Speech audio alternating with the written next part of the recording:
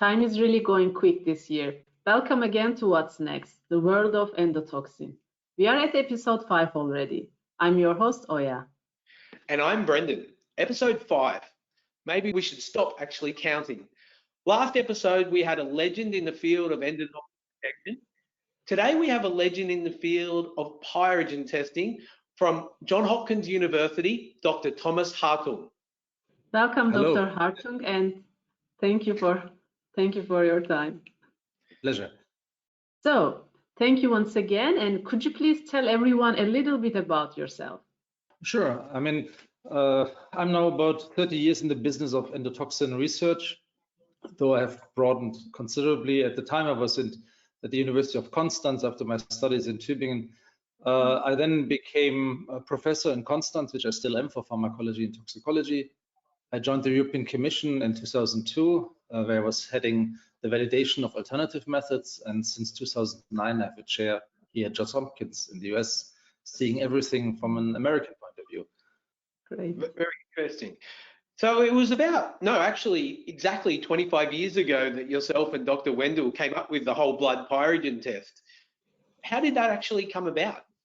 Yeah, as I said, I was really interested in endotoxins already in my PhD, and I was a young postdoc, and I was listening in a conference about the problems people have with vaccine testing for endotoxins. There's many reasons. The first one is that every regulatory aspect is a very rigid system. We don't jump from one thing to the other.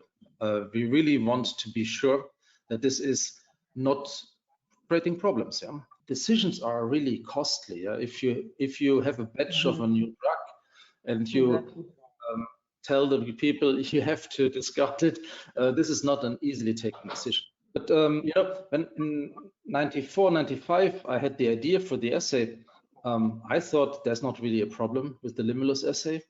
It is only about time that the rabbit finally goes.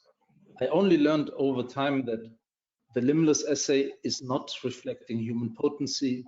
It is disturbed by many substances if you don't use the recombinant one. Even just filtering something with a cellulose filter makes it not testable. And I learned more and more about the masking of endotoxins for the Limulus assay. There's a lot of reasons actually to look for a human-based assay, which is really reflecting what's happening. I definitely agree, and we hear a lot more about, obviously, with the new drugs moving a lot quicker than the testing market. So what do you see for the future of MAT and pyrogen testing? And not just what do you see, what do you actually hope for as well? I mean, I really hope that, first of all, the rabbit is gone. We see that this is happening in Europe. By 2017, the numbers had gone down already by about 80%. And I think it's now just a few companies, a few countries which still pursue rabbit testing. Other countries in the world still have to accept this, yeah. But I have not seen a single product which cannot be tested with the MAT instead of the rabbit. The big question is now, how big is the advantage of the MAT over the Limulus assay? And here I think there is actually a good reason, I mentioned already a few, to really think about where do gram-positive or non-endotoxin pyrogens play a role. All of these things are covered by the MAT, not covered by the Limulus assay. So it is not as simple to just say, okay, tomorrow we do MAT instead of the Limulus assay. Yeah, great.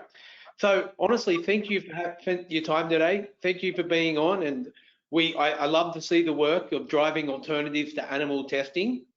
For all our viewers, Dr. Hartung's latest paper, Pyrogen Testing Revisited, on occasion of the 25th anniversary of the whole blood monocyte activation test. It's a real long name for a study.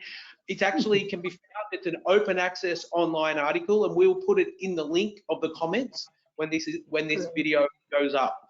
So thank you. Okay. Yes, thank you again. Animal testing at Hopkins.